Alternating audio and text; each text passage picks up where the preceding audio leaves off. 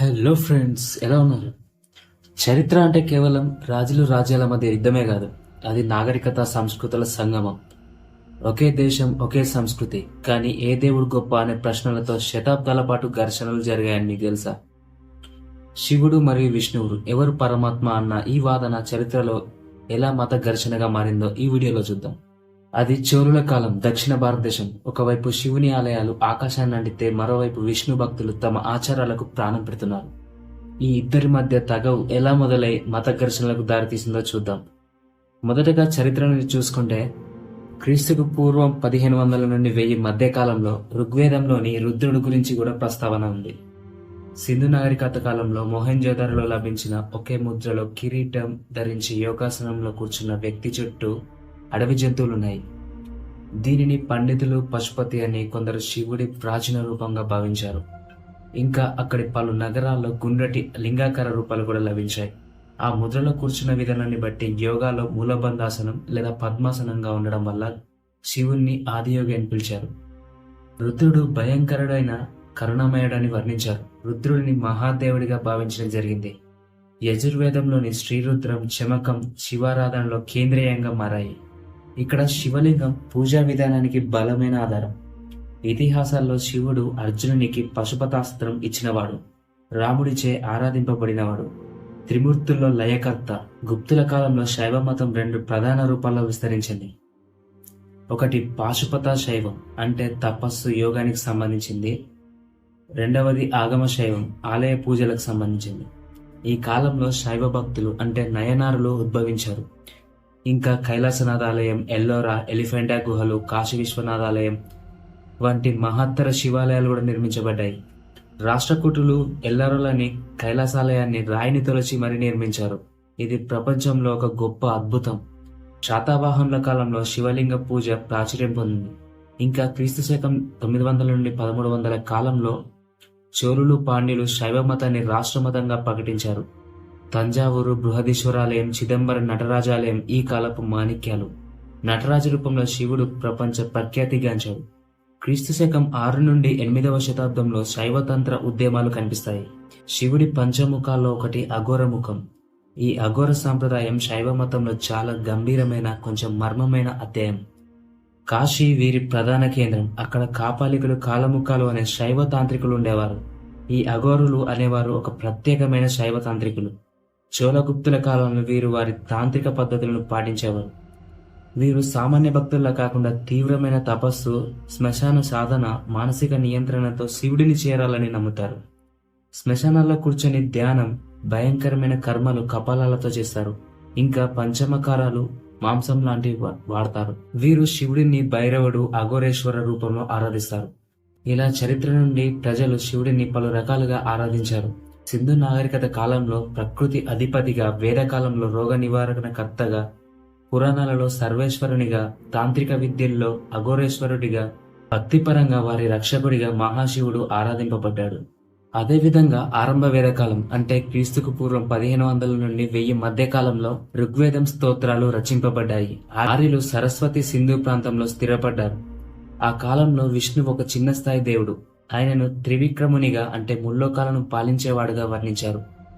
ఆ కాలంలో ఇంద్రుడు, అగ్ని, వరుణుడు వంటి దేవతలతో పోలిస్తే విష్ణువు అంతగా ప్రాధాన్యం కలిగి లేడు.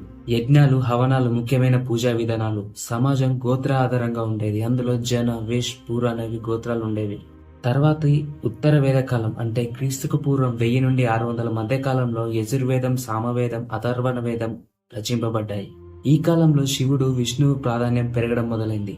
సామాజికంగా కుల వ్యవస్థ స్పష్టంగా ఏర్పడింది. తర్వాతి క్రీస్తు పూర్వం 500 నుండి క్రీస్తు శకం 500 మధ్య కాలంలో విష్ణు స్థానం మరింతగా పెరిగింది.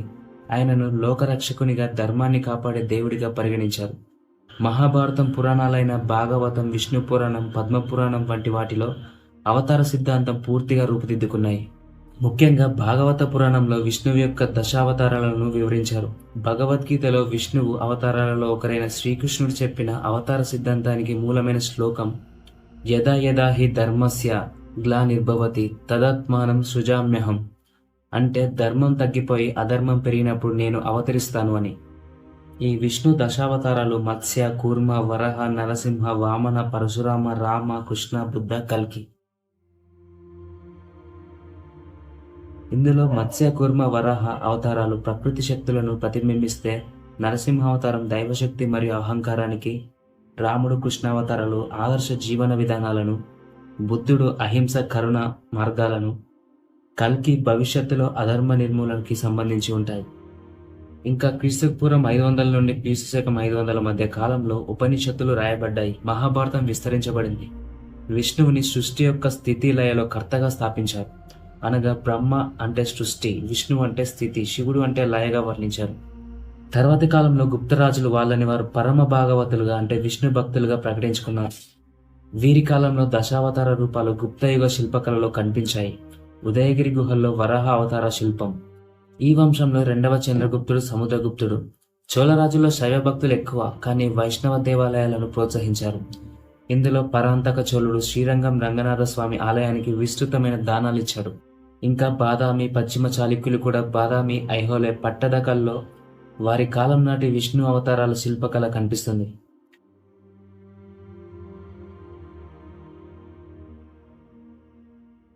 విజయనగర సామ్రాజ్య రాజులు ప్రత్యేకంగా విష్ణు భక్తులు. శ్రీకృష్ణ దేవరాయలు తిరుపతి శ్రీ వెంకటేశ్వర స్వామికి గొప్ప భక్తుడు. ఇతడు ఎన్నో బంగారు ఆభరణాలను, గోపురాలను ఆలయానికి సమర్పించారు. ఇంకా గజపతి రాజుల కాలంలో పూరి జగన్నాథాలయం అత్యంత ప్రాధాన్యం పొందింది.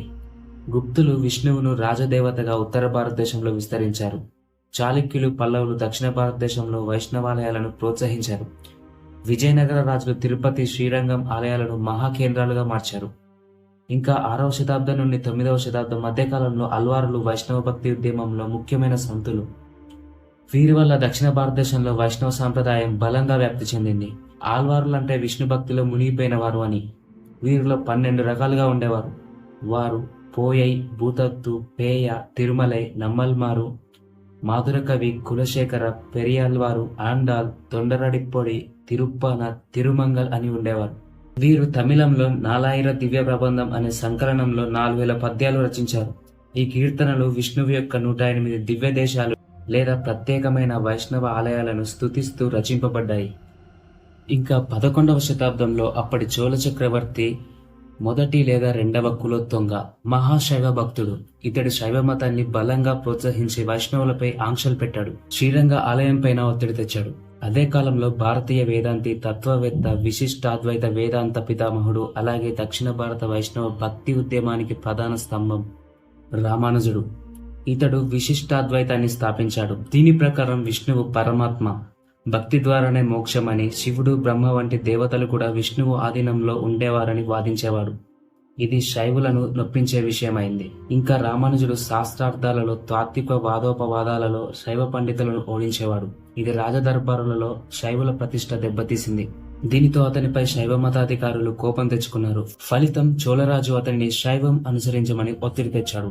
అతను నిరాకరించడంతో వధాయత్నం అంటే ప్రాణహాని ఉండడంతో రామానుజుడు కర్ణాటకలోని మేల్కోటకి వెళ్లిపోయి అక్కడ 12 ఏళ్లు గడిపాడు. ఈ సంఘటనతో వీరిరువురి మధ్య చాలా కాలం పాటు ఘర్షణలు జరిగాయి. శైవ, వైష్ణవ భక్తులు తమ తమ దేవాలయాల సాంప్రదాయాలను కఠినంగా పాటించారు. శైవులు, వైష్ణవులు రెండు కూడా భారత ఆధ్యాత్మికతలో 2 ప్రధాన మార్గాలు. కానీ దక్షిణ భారతదేశంలో చోళుల కాలంలో శివుడి మరియు విష్ణు ఆలయాలు మరియు భక్తులు పెద్ద సంఖ్యలో ఉండటంతో ఆధ్యాత్మిక పోటీ రాజకీయ స్థాయి వరకు వెళ్ళింది. అసలైతే ఈ శైవం, వైష్ణవం ఒకే దైవాన్ని వేర్వేరు కోణాల్లో ఆరాధించే మార్గాలు. ఇవి మానవ సమాజంలోని ఆధిపత్యం, రాజకీయాలు, సాంప్రదాయాల వల్ల వచ్చినవి. భక్తి మార్గాలు వేరు, కానీ గమ్యం ఒకటే, ఆ పరమ సత్యాన్ని చేరుకోవడమే. ఓకే ఫ్రెండ్స్, ఈ వీడియోలో శైవులకు, వైష్ణవులకు జరిగిన మత ఘర్షణల గురించి కొంత సమాచారం అయితే తెలుసుకున్నారని అనుకుంటున్నాను. అండ్ ఈ వీడియో నచ్చితే లైక్ చేసి, షేర్ చేసి, సబ్స్క్రైబ్ చేసుకోండి. And thanks for watching.